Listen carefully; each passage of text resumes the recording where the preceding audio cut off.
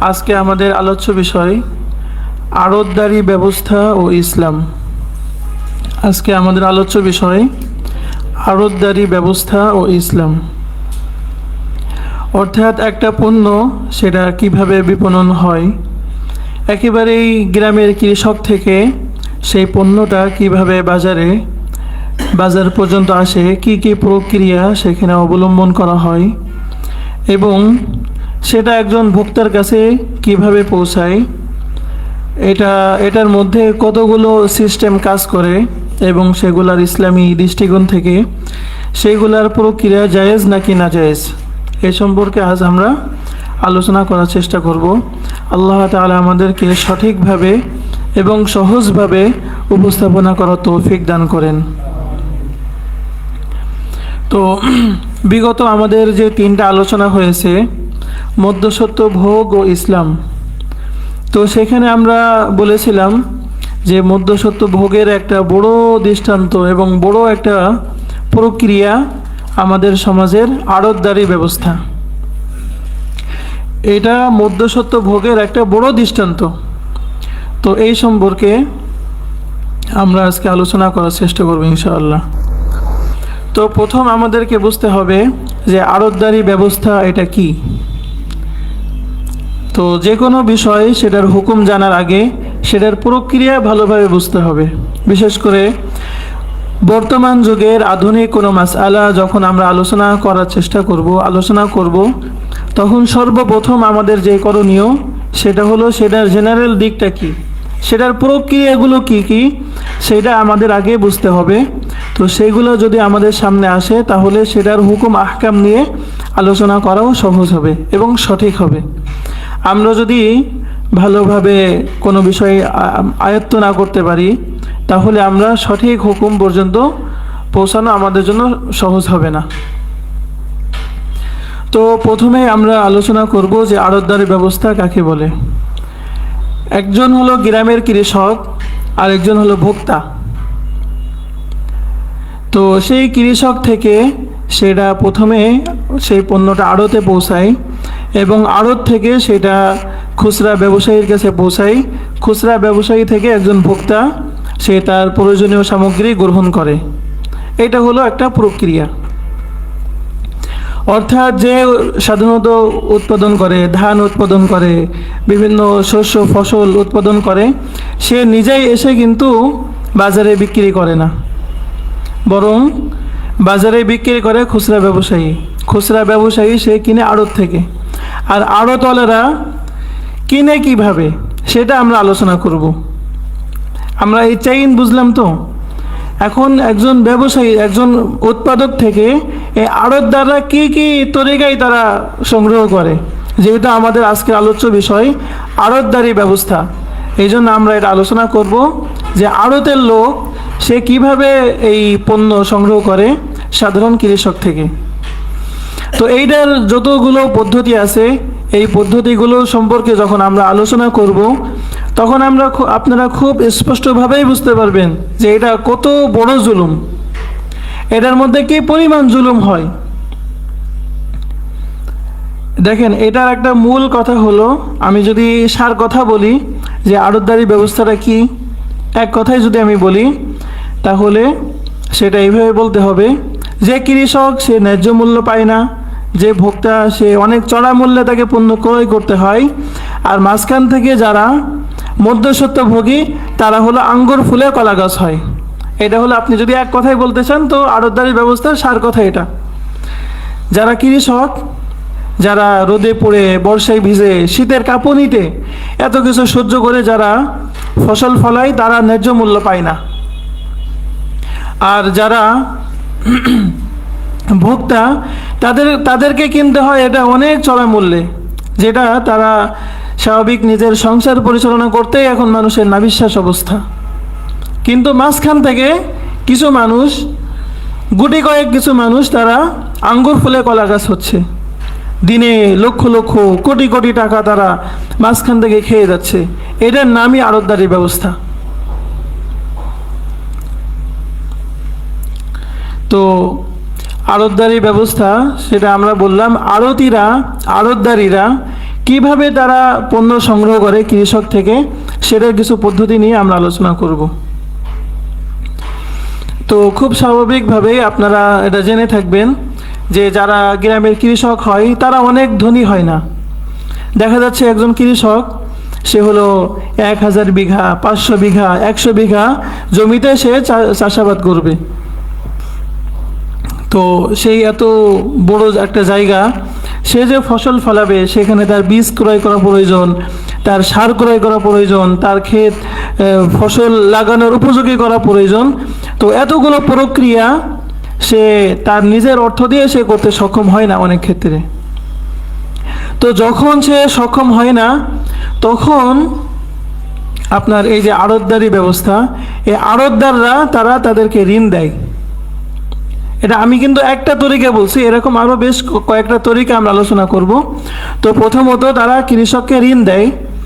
ঋণ দেয় এই শর্তে যে তোমার যত ফসল উৎপাদন হবে সমস্ত ফসল আমার কাছেই বিক্রি করতে হবে, এটা অন্য কোনো জায়গায় তুমি বিক্রি করতে পারবে না, অন্য কোনো জায়গায় বিক্রি করতে পারবে না। এটা হলো আড়তদারি ব্যবস্থার একটা তরিকা। অর্থাৎ তাদেরকে ঋণ দেওয়া হচ্ছে শর্ত সাপেক্ষে, যে তোমাকে আমি ঋণ দিচ্ছি এই শর্তে যে তোমাকে আমার কাছেই বিক্রি করতে হবে। অর্থাৎ তাকে কিন্তু মুক্ত বাজারে পণ্য বিক্রির সুযোগ দেওয়া হচ্ছে না। তো এই কৃষক সে যখন তার কাছে বিক্রি করবে, অন্য জায়গায় বিক্রি করতে পারবে না, তো খুব স্বাভাবিকভাবে সে ন্যায্য মূল্য থেকে বঞ্চিত হবে। অর্থাৎ আড়তদাররা তারা নিজের ইচ্ছা মতো দামে তারা কিনবে, কিনে তারা ওইটা তাদের মতো করে বিক্রি করবে। তারা কি করবে? তাদের মতো করেই তারা বিক্রি করবে। তো এখানে মানুষ তার ন্যায্য মূল্য থেকে বঞ্চিত হয় এবং সেখানে শর্ত থাকে যে তুমি আমার আড়তে এসে বিক্রি করবা, তো আড়তে এসে বিক্রি করলে আমাকে আবার কমিশন দিতে হবে, এত % কমিশন তুমি আমাকে দিবা। আচ্ছা, এটা দুই নম্বর তরিকা, যে তারা শর্ত করে। এই 2 নম্বর তরিকাও তাদেরকে ঋণ দেয় এবং শর্ত করে যে আমি তোমাকে ঋণ দিলাম, তুমি সেই ঋণ নিয়ে তুমি বীজ কিনো, তুমি সার কিনো, তুমি জমি চাষাবাদ করো, আর তুমি যদি কোনো মানে মুরগি ইত্যাদি লালন পালন করো তো সেটা মুরগি ক্রয় করো, সেটা তুমি খামার নির্মাণ করো, সব কিছু করো, ঠিক আছে। তুমি যদি জেলে হও তুমি বড় বড় জাল কিনো, তুমি নৌকা কিনো, ইত্যাদি সব অসাইল যত মাধ্যম আছে সেই মাধ্যমগুলো তুমি ব্যবস্থা করো। হ্যাঁ, যখন তোমার ফসল উঠবে তখন সেই ফসলটা আমার কাছেই বিক্রি করবা, এবং আমার কাছে বিক্রি করবা বাজার মূল্য থেকে এত % কমে আমার কাছে বিক্রি করতে হবে, বাজার মূল্য থেকে এত % কমে আমার কাছে বিক্রি করতে হবে। এটা হলো 2 নম্বর তরিকা। আবার আরেকটা তরিকা আছে যে আড়তদার তার অনেকগুলো আবার এজেন্ট থাকে। আড়তদারদের কি থাকে? এজেন্ট থাকে, যে এজেন্টদেরকে ফড়িয়া বলা হয়। কি বলা হয়? ফড়িয়া। তো ওই ফড়িয়াদেরকে তারা আড়তদাররা নিয়োগ দেয়, যে তারা এলাকায় ঘুরে, বিভিন্ন জায়গায় ঘুরে তাদেরকে বলে যে ভাই তোমার পণ্য নিয়ে ঢাকায় যেতে হবে না, তুমি পণ্য এখন আমার কাছেই বিক্রি করতে হবে, আর নয় রাজধানী, আমার কাছে তুমি কি করতে পারবা? বিক্রি করতে পারবা। এবং তোমার চিন্তার কোনো কারণ নাই, আড়তে যেই পরিমাণ দাম তোমাকে দিবে আমিও তোমাকে সেই পরিমাণ দামই দিব, আমি তোমাকে ঠকাবো না, এইটা সে বলে। এটা বলে তার কাছ থেকে কি করে? পণ্য ক্রয় করে। এখানে কিন্তু ওই ফড়িয়া কিন্তু সে ওই আড়তদারের এজেন্ট, সে কিন্তু কি করে না, সাধারণ কৃষককে কোনো ঋণ দেয় না, বাকি এই মর্মে তারা আশ্বস্ত করে যে তোমরা আমাদের কাছে বিক্রি করো, আড়তে যেই দাম সেই দামই তোমাকে দিব। এখন আপনি বলতে পারেন তাহলে ফড়িয়াদের লাভ কি? আসলে ফড়িয়ারা এখানে মূলত ওই আড়তদারদেরই এজেন্ট, তাদের এখানে আলাদা কোনো সত্তা নাই। আচ্ছা, এরপরে আরেকটা তরিকা আছে যে অর্থাৎ এখানে যেই পদ্ধতিগুলো আমরা বললাম সবগুলোর খোলাসা এটা, সবগুলো সার কথা এটা, যে আড়তদার যে সে তার কাছ থেকে সে পণ্য মানে ক্রয় করবে এবং তাকে অন্য কোনো জায়গায় বিক্রি করার সুযোগ পর্যন্ত দিবে না। এইটা হলো এটার সার কথা। এবার আমরা এগুলার হুকুম নিয়ে যদি আমরা আলোচনা করতে যাই, তো তার আগে কয়েকটা কথা, যে আড়তদাররা আর কে কে কাজ করে থাকে।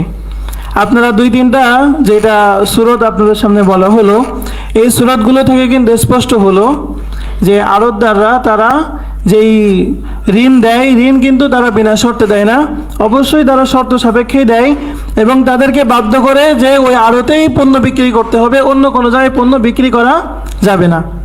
এখন তাহলে দেখেন আড়তদাররা যে কাজগুলো করে থাকে, প্রথমেই তারা তাদের নির্ধারিত দামেই ক্রয় করবে, তারা তাদের নির্ধারিত দামেই ক্রয় করবে, এটা হলো তাদের প্রথম কাজ। তাদের দ্বিতীয় কাজ, যে পণ্য বিক্রি করবে তাদের নির্ধারিত দামে, সেটা কম হোক বা সেটা বেশি হোক, সেটা কম হোক বা সেটা বেশি হোক। এবং সর্বাবস্থায় তারা যেটা করে থাকে, যে তারা সাধারণত মানুষ থেকে অনেক বেশি নেওয়ার জন্য তারা রাতারাতি, আমরা আগেই বলেছি, SMS এর মাধ্যমে তারা পণ্যের দাম অস্বাভাবিকভাবে বাড়িয়ে দেয়। কারণ গ্রামের যত ফসল ইত্যাদি সব তো তারাই কিনছে। যারা কৃষক আছে, সাধারণ কৃষক, তাদের এই ক্ষমতা পর্যন্ত নাই যে তারা তাদের পণ্য নিজের ইচ্ছা মতো বিক্রি করবে। যেহেতু তারা আড়তদারদের থেকে ঋণ নিয়ে তারা ফসল ফলিয়েছে, তাদের সাথে শর্তই ছিল যে ওই ফসল তাদের কাছেই বিক্রি করতে হবে। এখন আড়তদার তারা চিন্তা করে, এখন সব কিছু তো আমার কাছেই, আমি যদি কমে বিক্রি করি কম, আমি যদি বেশিতে বিক্রি করি তাহলে বেশি, আমার যা ইচ্ছা হবে আমি সেটাই করব। তো খুব স্বাভাবিকভাবে মানুষের কি এখন সেই ক্ষুধাভীতি, তাকওয়া এটা কি আছে? এটা ওইভাবে নাই। আর যেটার অনিবার্য ফলাফল দাঁড়ায়, তারা মানুষের কাছে জুলুম করতে করতে আলুর কেজি হয়ে যায় 80 টাকা, বেগুনের কেজি হয়ে যায় অনেক সময় 150 টাকা, 120 টাকা, 130 টাকা, 150 টাকা পর্যন্ত ছাড়িয়ে যায় বেগুনের কেজি। তাহলে এখান থেকে বোঝা যাচ্ছে যে তারা কিনে নিজের নির্ধারিত দামে, বিক্রি করে নিজের নির্ধারিত দামে। আবার তারা কি করে, আবার তারা আপনার সিন্ডিকেট করে, কৃত্রিম সংকট তারা তৈরি করে। অর্থাৎ পণ্যের, দেখেন হাদিস শরীফের মধ্যে আছে, ইন্নাল্লাহা হুয়াল মুসাঈর, আল্লাহ তাআলা দাম ঠিক করেন, আল কাবিজ আল বাসিত, যেখানে বেশি আছে সেখান থেকে আল্লাহ তাআলা উঠিয়ে নেন, যেখানে কম আছে আল বাসিত সেখানে আল্লাহ তাআলা ঢেলে দেন। এই যোগান চাহিদা এটা নিয়ন্ত্রণ করেন একমাত্র আল্লাহ তাআলা। কিন্তু তারা পণ্যের যোগান স্বাভাবিক আছে, কিন্তু তারা কৃত্রিম সংকট তৈরি করে সিন্ডিকেট করার মাধ্যমে, ইহতিকার করার মাধ্যমে। পণ্য আছে কিন্তু আটকে রাখে, পণ্য আছে কিন্তু আটকে রাখে। যখন পণ্য আটকে রাখা হবে, এখন মনে করেন মানুষ সব বাজারে আসছে, এখন আজকে আলু বন্ধ করে দিয়েছে, ধরে নেন উদাহরণস্বরূপ, আজকে বাজারে আলু নাই, অল্প একটু একটু করে তারা দিচ্ছে। আপনার একজন খুচরা ব্যবসায়ী, সে ধরে নেন 1 মণ আলু কিনে প্রতিদিন, তাকে দিল 10 কেজি, আর একজন কিনা 20 কেজি, তাকে আজকে তার কাছে বিক্রি করলো 3 কেজি। তো বাজারে মানুষ যখন পণ্য কিনতে আসবে, সে কি তার চাহিদা অনুযায়ী পাবে? আর যখন চাহিদা অনুযায়ী পাবে না, তখন খুব স্বাভাবিকভাবে সেটা কি হবে, দাম বেড়ে যাবে, আলুর জন্য হাহাকার তৈরি হবে। এই যে মাঝে মাঝে ডিম দেখেন না 15 টাকা 16 টাকা পর্যন্ত উঠে যায়, কেন? এই যারা সিন্ডিকেট চক্র আছে, তারা এই কি মানে ডিমের একটা কৃত্রিম সংকট তৈরি করে। তো এখানে একটা ছোট কথা আমি বলি, সেটা হলো, এরকম সিন্ডিকেটের কবলে যদি আমরা পড়ি, তাহলে আমাদের সাধারণ মানুষের করণীয় কি? আমরা শরীর বিষয় নিয়ে আলোচনা করব। বাকি এখানে একটা ছোট নুক্তা, একটা ছোট বিষয়, সেটা হলো যে যেই সমস্ত বিষয় দ্রুত পচনশীল দ্রব্য, সেখানে আমরা সাধারণ মানুষ যেটা করতে পারি, আমরা বয়কট করব। আমরা বাজার থেকে ওই চড়া দামে কোনো পণ্য কিনবো না। যেমন রোজার সময় আপনার তরমুজের দাম বাড়িয়ে দিবে, তো আমরা কিনা থেকে বিরত থাকবো। আমরা 1 সপ্তাহ 10 দিন আমরা কিনা থেকে বিরত থাকি, তো তাদের সিন্ডিকেট মাথায় উঠবে। পরে দেখবেন যে বাজারে তরমুজ গড়াগড়ি খাচ্ছে, কেউ কোনো ক্রেতা নাই, কারণ এটা তো পচে যাবে, এটা তো অনেকদিন রাখা যায় না। এটা অনেকদিন রেখে যে তারা কৃত্রিম সংকট এরা মানুষের মাথায় ছড়িয়ে ঘোরাবে, এটা কিন্তু আসলে সম্ভব না। কিন্তু আমাদের বাংলাদেশের এই প্রেক্ষাপটে আমাদের বাস্তবতা হলো, যে জিনিসের দাম বাড়ে সেটা মানুষ কিনে বেশি, যে জিনিসের দাম বাড়ে সেটা কিনে বেশি মানুষ। এই জন্য সিন্ডিকেটের জন্য একটা উর্বর ভূমি হলো আমাদের বাংলাদেশ। এটা আসলে হওয়া চাই না। এরকম সিন্ডিকেট করলে আমাদেরও বয়কট করতে হবে। তাহলে সিন্ডিকেট আর বয়কট দুইটা যখন মোকাবেলা হবে তখন অবশ্যই বয়কট এটা কি হবে, বিজয়ী হবে ইনশাআল্লাহ। তো এটা একটা হিকমত যে যখন আমরা দেখব যে এরকম বিষয় নিয়ে অন্যায়ভাবে আমাদের উপর জুলুম করা হচ্ছে, তখন আমরা বয়কট করব। তো যখন আমরা বয়কট করব অটোমেটিকভাবেই পণ্যের দাম কমে যাবে, বাজার সহনীয় হবে, তখন আমরা ক্রয় করব। যারা আমাদের উপরে জুলুম করবে তাদের একটা উচিত শিক্ষা হবে। তাদের লক্ষ লক্ষ কোটি কোটি টাকা যখন লোকসান হতে দেখবে, তখন ভবিষ্যতে এরকম সিন্ডিকেট করার আর সাহস তারা পাবে না। আচ্ছা, তো কয়েকটা বিষয় আমি বললাম যে তাদের কার্যক্রম কি এবং চাষি থেকে তারা কিভাবে জুলুম করে এই পণ্যগুলো তারা নিয়ে আসে। এখন আমরা এই পর্যায়ে আলোচনা করব এগুলো শরীয়ী দিক কি কি, এগুলো শরীরের দৃষ্টিতে জায়েজ আছে নাকি জায়েজ নাই, যদি জায়েজ থাকে কি কারণে জায়েজ, আর যদি নাজায়েজ হয় তাহলে সেটা কি কারণে নাজায়েজ। দেখেন, আমি প্রথমেই বলি যে আড়তদারি ব্যবস্থা এটার মৌলিকভাবে কিন্তু এটা ইসলাম এটাকে হারাম করে না। আড়তদারি ব্যবস্থা এটাকে ইসলাম মৌলিকভাবে এটাকে হারাম করেনি। এটা একটা জায়েজ ব্যবস্থা মৌলিকভাবে। কি, হ্যাঁ, আমাদের সমাজে যেটা হয় সেটার হুকুম কি হবে না হবে সেটা আমরা আলোচনা করব। বাকি এর আগে আমি বলতে চাই আড়তদারি ব্যবস্থা মৌলিকভাবে নাজায়েজ বা হারাম না। আড়তদারি ব্যবস্থা মৌলিকভাবে হারাম বা নাজায়েজ না। এটা যদি আপনি ফিকি তাকিফ বের করেন তাহলে এটার ফিকি তাকিফ হবে আল ওয়াকিল বিল বাই', অর্থাৎ বিক্রয় প্রতিনিধি, বা আল ওয়াকিল বিল বাই' ওয়াশ শিরা, ক্রয় বিক্রয়ের প্রতিনিধি অর্থাৎ এজেন্ট। অর্থাৎ একজন গ্রামের ব্যবসায়ী, সে বিক্রি করবে, মাঝখানে মধ্যস্থতা করবে কে, আড়তদারি ব্যবস্থা বা আড়তদাররা।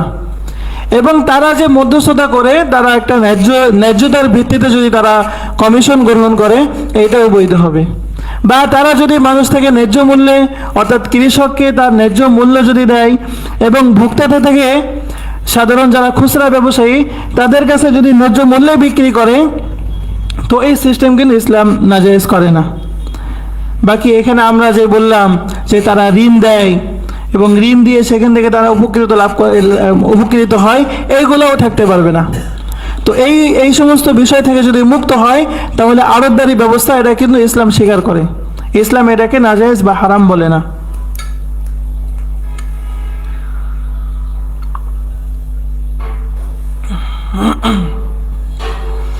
তো আমরা কিছুক্ষণ আগেই বললাম তারা সিন্ডিকেট করে, তারা মাল স্টক করে। মাল কি করে, স্টক করে। ধরে নেন যে আলু বিভিন্ন জায়গা থেকে কৃষকরা তারা আড়তে আপনার আলু বিক্রি করছে, কিন্তু আড়তদারে আলু ছাড়ছে না বাজারে, খুচরা বাজারে তারা। বা মনে করেন বিভিন্ন খামার থেকে ডিমের পর্যাপ্ত সরবরাহ আছে, কিন্তু ডিমের আড়ত থেকে ডিম বের হচ্ছে না। তাহলে বাজারে সংকট তৈরি হবে নাকি হবে না? তখন দাম বাড়বে নাকি বাড়বে না? তাহলে তারা প্রথমে সিন্ডিকেট করে। তারা কি করে? সিন্ডিকেট করে। তো বাজারে যখন সিন্ডিকেট করে তো এইটা ফিকের পরিভাষায় বলা হয় ইহতেকার। কি বলা হয়? তো হাদিস শরীফের মধ্যে স্পষ্ট আছে আল মুহতাকিরু মালউনুন, যে ব্যক্তি সিন্ডিকেট করে, অন্যায়ভাবে পণ্য গুদামজাত করে মানুষকে ক্ষতি করে, তো নবী করিম সাল্লাল্লাহু আলাইহি ওয়াসাল্লামের জবানিতে আসছে যে সে হলো অভিশপ্ত। সে হলো কি? আল্লাহ তাআলা লানত তার উপরে বর্ষিত হবে। কত বড় ধমকি! অর্থাৎ সিন্ডিকেট করা এটা ইসলামে অনেক বড় একটা হারাম এবং নাজায়েজ।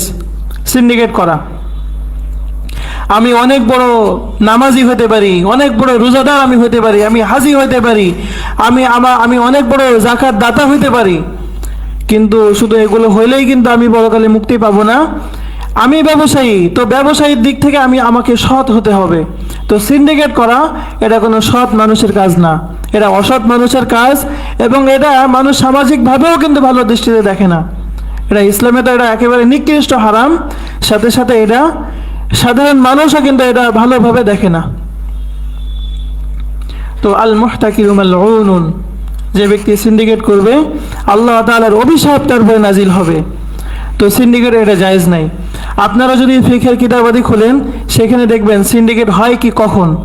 অনেক জায়গায় দেখবেন কদ্দারাহু সালাসিনা ইয়াওমান ওয়া কদ্দারা বা'দুহুম 40 ইয়াওমান, 40 দিন যদি সিন্ডিকেট করে তাহলে সিন্ডিকেট হয়, 30 দিন যদি সিন্ডিকেট করে সিন্ডিকেট হয়। এখন যদি আপনি ওই মাসআলা এখানে নিয়ে আসেন যে 30 দিন যদি আলু বন্ধ করে তাহলে সিন্ডিকেট হবে, আর 30 দিনের কম যদি হয় তাহলে সিন্ডিকেট হবে না, তাহলে মানুষ কি না খেয়ে মরবে নাকি মরবে না? বাজারে তীব্র সংকট হবে নাকি হবে না? মানুষের ব্যাপক ক্ষতি হবে নাকি হবে না? তো ওই 30 দিন 40 দিনের হিসাব বর্তমানে আসবে না। বর্তমানে যে হিসাব আসবে, যে যতটুকু সময় কোনো বস্তু যদি 1 ঘন্টা, কয় ঘন্টা? 1 ঘন্টা ইহতিকার করার দ্বারা, 1 ঘন্টা আটকে রাখার দ্বারা যদি কোনো বাজার যদি অস্থির হয়, বাজার যদি নিয়ন্ত্রণহীন হওয়ার আশঙ্কা থাকে, তো ওই পণ্যটা 1 ঘন্টাও যদি ইহতিকার করে, 1 ঘন্টা যদি গোদামজাত করে, তো সে ওটা ওই আল মুহতাকিরু মালউনুন এই হাদিসের নিষেধাজ্ঞার অন্তর্ভুক্ত হবে। এটা আপনি বিভিন্ন কিতাবের মধ্যে আল বিনায়া লিল আইনি সহ বিভিন্ন জায়গায় এটার আপনি হাওলা পাবেন। অর্থাৎ এটার মূল বিষয়টা কি? মানুষের ক্ষতি হওয়া, বাজার ভারসাম্যহীন হয়ে পড়া। যেই সিন্ডিকেটের দ্বারা বাজার ভারসাম্যহীন হয়ে পড়ে ওই সিন্ডিকেট নাজায়েজ, ওই সিন্ডিকেট হারাম। অর্থাৎ বাজারকে কোনো সময় অস্থিতিশীল করা যাবে না, এটার কোনো সুযোগ ইসলামে নাই। বাজার নিয়ন্ত্রণ করবেন আল্লাহ তাআলা। বাজার কোনো মানুষ যদি নিয়ন্ত্রণ করে, কৃত্রিম সংকট সৃষ্টি করে, এটা একেবারে ইসলামে জঘন্য হারাম হবে। এবং কোনো মানুষ এরকম সিন্ডিকেট করে অতিরিক্ত যদি কোনো কামাই করে, সেই কামাই তার জন্য গ্রহণ করা হালাল হবে না। বুঝতে পেরেছেন? তাহলে আড়তদারি ব্যবস্থার একটা মূল স্তম্ভ হলো এই যে সিন্ডিকেট করা। তারা মানে গ্রামের কৃষক থেকে তো আমরা আগেই বলেছি, নিজের ইচ্ছে মূল্যে তারা কিনে, নিজের ঠিক করা দামে তারা কিনে আবার তারা এটা স্টক করে রাখে। স্টক করে রেখে যখন মূল্য অনেক চড়া হয় তখন আস্তে আস্তে তারা বিক্রি করে। এটা ইসলামের কোনো সুযোগ নাই, এটা একেবারে হারাম। এবং এখান থেকে যে অতিরিক্ত লাভ তারা করবে, এই লাভটাও তাদের জন্য গ্রহণ করা বৈধ হবে না। এই জন্য আমরা ওই ব্যবসায়ীদের কাছে আমরা আবেদন করতে চাই, যারা এই সমস্ত ব্যবসার সাথে জড়িত আছেন, হ্যাঁ মৌলিকভাবে আপনি কোনো জিনিস আপনি গোদামজাত করলেন, সেটা প্রয়োজনের সময় বিক্রি করলেন, এইটা মৌলিকভাবে অবৈধ না। কিন্তু দেখতে হবে যে আপনার ওই গোদামজাত করার দ্বারা বাজার ভারসাম্যহীন হয়ে পড়ছে কিনা, বাজার অস্থিতিশীল হচ্ছে কিনা। যদি বাজারের উপরে কোনো ধরনের প্রভাব পড়ে তাহলে ওইটা নাজায়েজ হবে। আর যদি প্রভাব না পড়ে, ধরে নেন আপনি 1 কেজি আলু, 1 মণ আলু কিনে আপনি রেখে দিলেন, চিন্তা করলেন যে একটু দাম বাড়লে বিক্রি করব। তো খুব স্বাভাবিকভাবেই একজন মানুষ যদি 1 মণ আলু কিনে, তখন ওইটা কিন্তু বাজারের উপরে কোনো প্রভাব পড়ে না, এই জন্য এটা হারাম হবে না। কিন্তু এমন যদি হয় পুরা বক্সরবাসী, পুরা যশোরবাসী তারা একমত হলো যে আমরা প্রত্যেকে 1 মণ করে আলু কিনবো, দেশের বিভিন্ন জায়গা থেকে এই হাজার হাজার মানুষ, লক্ষ লক্ষ মানুষ, আমরা প্রত্যেকে 1 মণ করে আলু কিনবো দেশের বিভিন্ন জায়গা থেকে। যশোর পুরা আলুর একটা আড়ত বানিয়ে ফেলবো। যখন আলুর দাম বাড়বে, আমরা দেশের বিভিন্ন প্রান্তে আমরা বিক্রি করব। তখন কিন্তু এই প্রত্যেক মানুষ সে 1 মণ আলু কিনতেছে, এটা কিন্তু হারাম হবে, নাজায়েজ হবে। কারণ এটার দ্বারা পুরা দেশের বাজার অস্থিতিশীল হয়ে পড়বে। অর্থাৎ আমি যেই পণ্য গোদামজাত করছি সেটার কারণে যদি বাজার ভারসাম্যহীন হয়ে পড়ে তাহলে সেটা অবৈধ হবে, সেটা নাজায়েজ হবে। এই বিষয়টা আমাদের খুব ভালোভাবে বুঝতে হবে। তো আমরা এই যে আল্লাহ তাআলার যে অভিশাপ, সে অভিশাপের মধ্যে আমরা পড়তে চাই না। আল্লাহ তাআলা আমাদেরকে বোঝার তৌফিক দান করেন, আল্লাহ তাআলা আমাদেরকে হেফাজত করেন। তো এটা একটা কারণ বললাম, এরকম আরও অনেকগুলা কারণ আছে, আমরা আস্তে আস্তে আলোচনা করব। তো এখানে একটা কারণ হলো যে গুদামজাত করা, এবং গুদামজাত করা যেটা বাজারের উপরে প্রভাব পড়ে, বাজারকে অস্থিতিশীল করে, এটা ইসলামের সুযোগ নয়, ইসলামে এটা নাজায়েজ, হারাম। আচ্ছা, দ্বিতীয় বিষয় আড়তদারি ব্যবস্থা প্রচলিত। আমরা শুধু আড়তদারি ব্যবস্থা না বলে আমরা বলতে পারি প্রচলিত আড়তদারি ব্যবস্থা এটার নাজায়েজ হওয়ার দ্বিতীয় কারণ। প্রথম কারণ বললাম সিন্ডিকেট, বা গোদামজাত করা অন্যায়ভাবে জুলুম করে। আর দ্বিতীয় কারণ হলো তালাক্কিয়ে জালাব। দ্বিতীয় কারণ তালাক্কিয়ে জালাব। আর ইবনে ওমর রাদিয়াল্লাহু তাআলা আনহু قال নাহা রাসূলুল্লাহ সাল্লাল্লাহু আলাইহি ওয়াসাল্লাম আন তালাক্কিল জালাব। এটা সুনানুন নাসাই এর 4499 নম্বর হাদিস। তো এখানে নবী করিম সাল্লাল্লাহু আলাইহি ওয়াসাল্লাম কি করেছেন? তালাক্কিয়ে জালাব থেকে নিষেধ করেছেন। আমাদের বুঝতে হবে তালাক্কিয়ে জালাব কি। আমরা আড়তদারির যে সমস্ত সুরত আমরা ইতিমধ্যে জেনেছি, সেখানে কিন্তু আছে যে যারা আড়তদার তারা কিন্তু এলাকার কৃষকদেরকে, যারা খামারি, যারা জেলে, তাদেরকে ঋণ দিয়ে তাদেরকে একটা জালে আবদ্ধ করে ফেলছে এবং তাদেরকে শর্ত দেওয়া হচ্ছে যে আমাদের কাছেই তোমাদেরকে বিক্রি করতে হবে, অন্য কোনো জায়গায় বিক্রি করতে পারবে না। কেমন যেন এই আড়তদাররা গ্রাম অঞ্চলে বিভিন্ন জায়গা থেকে তারা মাল চষে আনছে এবং তাদেরকে, অর্থাৎ কৃষকদেরকে, খামারিদেরকে, জেলেদেরকে, যারা সমস্ত পণ্য উৎপাদন করে, তাদেরকে খোলা বাজারে, মুক্ত বাজারে তাদেরকে পণ্য বিক্রি করতে সুযোগ দেওয়া হচ্ছে না। দেখেন, কোনো ব্যক্তি যদি কোনো কিছু আমদানি করে, গ্রাম থেকে শহরে আনছে, এনে এটা বিক্রি করছে, এটা ভালো জিনিস না। এই আড়তদারি সিস্টেমের কারণেই তো এই বাজারে যা সহজ হয়। গ্রামের কৃষকের সেই উৎপাদিত ফসল খুব দ্রুত ভোক্তার হাতে পৌঁছায় কিনা। এই সিস্টেম যদি এরকম একটা পরিকল্পিত সিস্টেম না থাকতো তাহলে আমরা কিন্তু এটা পাইতাম না। কিন্তু সমস্যা কোথায়? দেখেন, তারা যে আমদানি করা, মৌলিকভাবে আমদানি করা, এটাও কিন্তু ইসলামের সমস্যা না। হাদিস শরীফের মধ্যে আছে, সুনানে দারিমি 2586 নম্বর বর্ণনা, আর ইবনে ওমর আন নবী সাল্লাল্লাহু আলাইহি ওয়াসাল্লাম قال আল জালিবু মারজুকুন। যে ব্যক্তি পণ্য আমদানি করে তাকে আল্লাহ তাআলার পক্ষ থেকেই রিজিক দেওয়া হয়। যে ব্যক্তি, তো যারা আড়তদার তারা তো গ্রাম থেকে পণ্য আমদানি করছে, তারা তো গ্রাম থেকে পণ্য শহরে নিয়ে আসছে। দেখেন, এইটা হলো আল্লাহ তাআলার পক্ষ থেকে রিজিক প্রাপ্ত তারাই যারা স্বাভাবিকভাবেই ক্রয় করে আনে। কিন্তু নাহা রাসূলুল্লাহ সাল্লাল্লাহু আলাইহি ওয়াসাল্লাম আন তালাক্কিল জালাব। এই তালাক্কি জালাবের মূল মর্ম কথা হলো যে ব্যবসায়ীদেরকে মুক্ত বাজারে বিচরণ করার সুযোগ পর্যন্ত না দিয়ে তাদের থেকে অন্যায়ভাবে জুলুম করে তাদের থেকে পণ্য ক্রয় করে নিয়ে আসা শহরে, এইটা হলো নাজায়েজ, এইটা হলো হারাম। এইটা হলো নবী করিম সাল্লাল্লাহু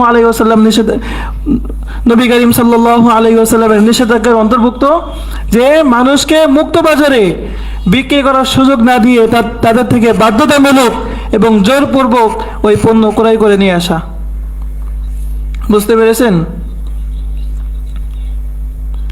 তো আড়তদারি ব্যবস্থা নাজায়েজ প্রচলিত, আড়তদারি ব্যবস্থা নাজায়েজ হওয়ার 2টা কারণ বলেছি।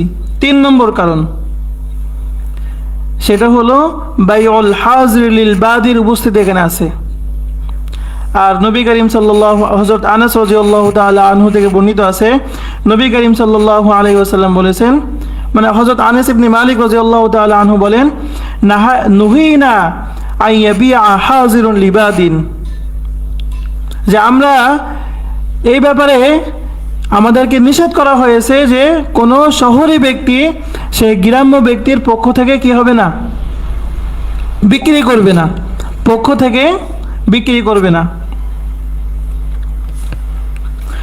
তখন হযরত তাউস রাহিমাহুল্লাহ উনি হযরত আব্দুল্লাহ ইবনে আব্বাস রাদিয়াল্লাহু তাআলা আনহুকে জিজ্ঞাসা করলেন যে বাইউল হাজির লিল বাদি কি, বাইউল হাজির লিল বাদি কি? তিনি বলেন আল্লাহ ইয়াকুনা সিমসারান লাহু, সে কি হবে না, সে তার দালাল হবে না। কি হবে না? দালাল হবে না।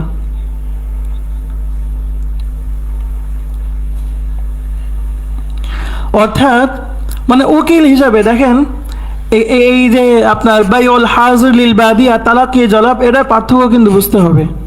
তালাক্কিয়ে জালাব মানে কি? তালাক্কি মানে দেখা করা, সাক্ষাৎ করা, আর জালাব মানে যারা পণ্য নিয়ে শহরের দিকে আসে, তো তাদের কাছ থেকে পণ্য ক্রয় করে, কেউ যদি তাদের থেকে সরাসরি ক্রয় করে এরপরে এসে সে বিক্রি করে, এটার নাম হলো তালাক্কিয়ে জালাব। আর বাইউল হাজির লিল বাদির অর্থ হলো যে গ্রাম্য ব্যক্তির পক্ষ থেকে শহরে ব্যক্তির বিক্রি করা উকিল হিসাবে। এখানে কিন্তু ক্রয়ের মাসলা নাই। যদি ক্রয় করে যদি সে বিক্রি করে তাহলে এটা কোন মাসলা চলে যাবে? তালাকে জালেমের মধ্যে পড়বে। আর যদি সরাসরি সে ক্রয় না করে বরং উকিল হিসাবে যদি বিক্রি করে তাহলে এটা বাইউল হাজির লিল বাদি হবে। তো বাইউল হাজির লিল বাদি এটা হাদিসের ভাষ্য অনুযায়ী এটা জায়েজ নাই। হাদিসের ভাষ্য অনুযায়ী বাইউল হাজির লিল বাদি এটা জায়েজ নাই। কারণ সেই গ্রাম্য ব্যক্তি সে নিজে যদি শহরে এসে বিক্রি করত তাহলে কি সে পণ্যের দাম বেশি নিত নাকি কম নিত? কিন্তু এই যে শহরে ব্যক্তি ওখানে মধ্যস্থতা করে তার উদ্দেশ্য কি? তার উদ্দেশ্য হলো যে গ্রাম্য ব্যক্তি তাকে একটু বুঝিয়ে সুঝিয়ে তাকে কম মূল্য আমি দিব, আর আমি তার পণ্য নিয়ে অনেক বেশি দামে বিক্রি করে শহরে ব্যক্তি তাদের ক্ষতি করব এবং আমরা কি করব? লাভবান হব। কিন্তু কোনো জায়গায় যদি এমন হয় যে এই যে উকিল হয়েছে, শহরে ব্যক্তি উকিল হয়ে সে ব্যবসা করছে, বিক্রি করছে, আর এর মাধ্যমে মানে যারা শহরীবাসী আছে তাদের কোনো ক্ষতি হয়নি, তো ক্ষতি যদি না হয় তাহলে কিন্তু এটা নাজায়েজ হবে না। ক্ষতি যদি না হয় তাহলে নাজায়েজ হবে না, আর যদি ক্ষতি হয় তাহলে নাজায়েজ হবে। এখন আপনারাই বলেন আমাদের সমাজে কি ক্ষতি হয় নাকি হয় না? ক্ষতি হয়। মানুষ সরাসরি বিক্রি করলে মানুষ অনেক কম দামে পায়, কিন্তু মানুষ যখন আড়তদারদেরকে বলবে যে তুমি আমার পণ্য বিক্রি করে দাও, তো আড়তদার সে নিজের ইচ্ছা মতো বিক্রি করবে, সে সিন্ডিকেট করবে, সে অনেক চড়া মূল্যে মানুষের রক্ত চষে খাবে। তো এটা ইসলামে কোনোভাবে এই বাইউল হাজির লিল বাদি এটা জায়েজ না। তাহলে আমরা তিনটা বিষয় আলোচনা করলাম যে আড়তদারি ব্যবস্থা নাজায়েজ হওয়ার তিনটা কারণ। একটা হলো সিন্ডিকেট তথা ইহতিকার, 2 নম্বর তালাকে জালাবের উপস্থিতি, 3 নম্বর এখানে বাইউল হাজির লিল বাদি আছে। কারণ আড়তদারি ব্যবস্থা অনেক ক্ষেত্রে আড়তদাররা তারা ওই পণ্যটা ক্রয় করে নেয়, তো যখন তারা ক্রয় করে নেয় তখন ওটা কিন্তু তালাকে জালাবের মধ্যে, আর যখন তারা এই কৃষকদের প্রতিনিধি হিসাবে বিক্রি করে তখন এটা কিন্তু বাইউল হাজির লিল বাদির মাসলা। এটা কিন্তু আমাদের বুঝতে হবে। অনেক মানুষ এই তালাকি জালাব আর বাইউল হাজির লিল বাদি এই দুইটাকে মানে একই রকম করে ফেলেন, কারণ বিষয়টা তো একই। তালাকি জালাবের মধ্যে ক্রয় করার মাসলা আছে, আর বাইউল হাজির মধ্যে কি আছে?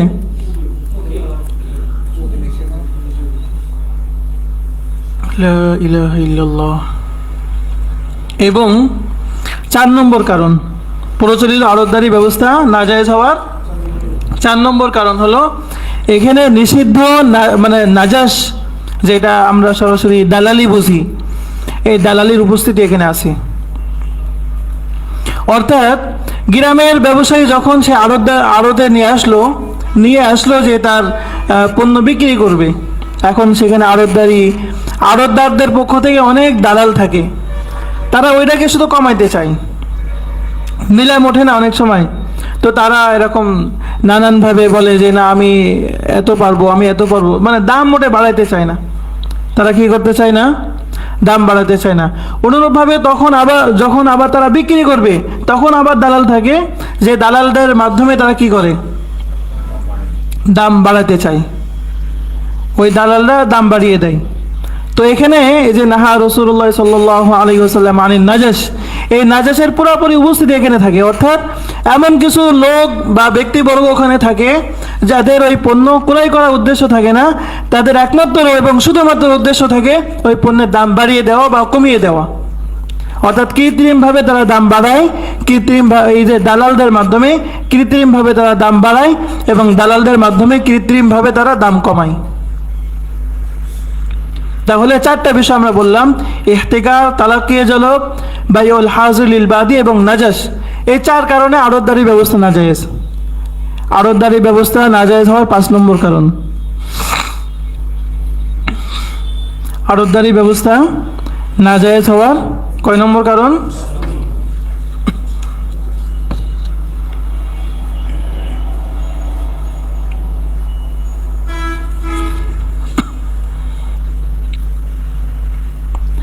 এখানে সুদ আছে। এখানে কি আছে?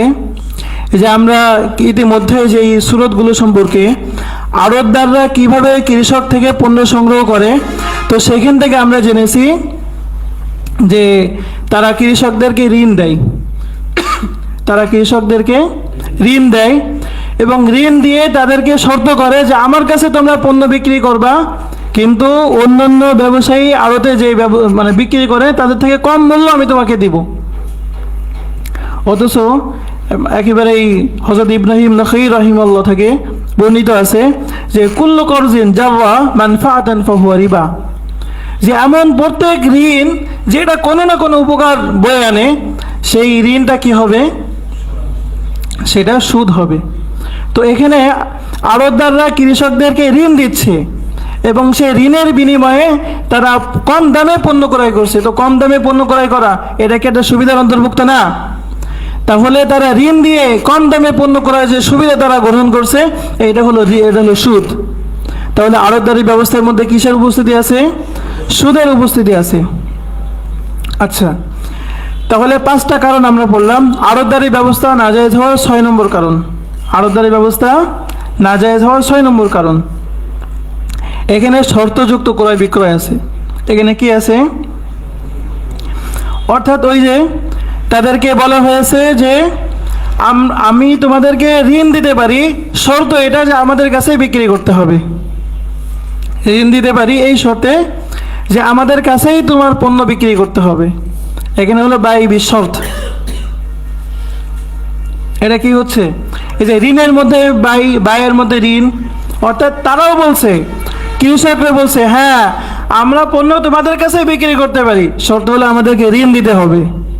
আমাদেরকে ঋণ দিতে হবে। তাহলে ঋণের মধ্যে বাইয়ের মধ্যে ঋণ, এই যে শর্ত করা হচ্ছে, এই শর্ত কি? নবী করিম সাল্লাল্লাহু আলাইহি ওয়াসাল্লাম ইরশাদ করেন যে নাহা রাসূলুল্লাহ সাল্লাল্লাহু আলাইহি ওয়াসাল্লাম আন সালাফিন ওয়া বাইইন ওয়ালা শারতানি ফি বাইইন, যে বাইয়ের মধ্যে কোনো ঋণের কোনো শর্ত এটা কি হবে না? জায়েজ হবে না। এটা হলো নবী করিম সাল্লাল্লাহু আলাইহি ওয়াসাল্লাম স্পষ্টভাবে নিষেধ করেছেন। তাহলে এখানে এগুলোর উপস্থিতি আছে কিনা? এই যে তাদেরকে বলা হলো, অর্থাৎ আড়তদাররা বললো যে ঋণ দিতে পারি এই শর্তে যে পণ্য আমার কাছেই বিক্রি করতে হবে।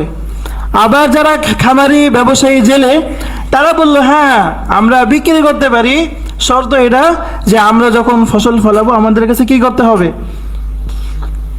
এখন আপনারা বলতে পারেন এখানে কি তারা বায়ে সলম করতে পারে না? বায়ে সলম করলে তো ঠিক আছে, আড়তদাররা তারা দাদনে তারা টাকা দিবে এবং তারা কি করবে, সেই পরিমাণ তারা মানে পণ্য তারা সরবরাহ করবে যখন সময় শেষ হবে। কিন্তু খুব স্বাভাবিকভাবে আড়তদারি ব্যবস্থায় মানে বায়ে সলম জায়েজ হওয়া যে শর্তগুলো, যে পণ্য মালুম হওয়া, সামান মালুম হওয়া, এটার আজাল, এটার মেকদার সব কিছু যে তাইন হওয়া, কবে দিবে সেটা তাইন হওয়া, এইগুলোর কোনোটাই এখানে রক্ষা করা হয় না। আর বায়ে সলমের যদি কোনো একটা শর্ত যদি হেরফের হয়, তাহলে ওই বায়ে সলম আর বায়ে সলম থাকে না, সেটা সুদি কারবারের অন্তর্ভুক্ত হয়ে যায় এবং সেটা নাজায়েজ কারবারের অন্তর্ভুক্ত হয়ে যায়। তাহলে আমরা ইতিমধ্যেই আড়তদারি ব্যবস্থা নাজায়েজ হওয়ার কয়টা কারণ জেনেছি? 6টা কারণ জেনেছি। তো আরও অনেকগুলো কারণ আছে, বাকি এই 6টা কারণ হলো মানে মৌলিকভাবে। তো আবার বলি, একটা হলো ইহতিকার পাওয়া যায়, সিন্ডিকেট তথা গুদামজাত করা পাওয়া যায়, যেটার কারণে কি হয়? বাজার ভারসাম্যহীন হয়ে পড়ে, মানুষ জুলুমের শিকার হয়, মানুষ অনেক ক্ষতির শিকার হয়। এটা আমি তো বললাম আড়তদারি ব্যবস্থা যদি এক কথায় আমরা বলতে চাই, তাহলে কৃষক তার ন্যায্য মূল্য পায় না, ভোক্তা সে ন্যায্য মূল্য ক্রয় করতে পারে না, বরং অনেক উচ্চ মূল্যে তাকে পণ্য ক্রয় করতে হয়।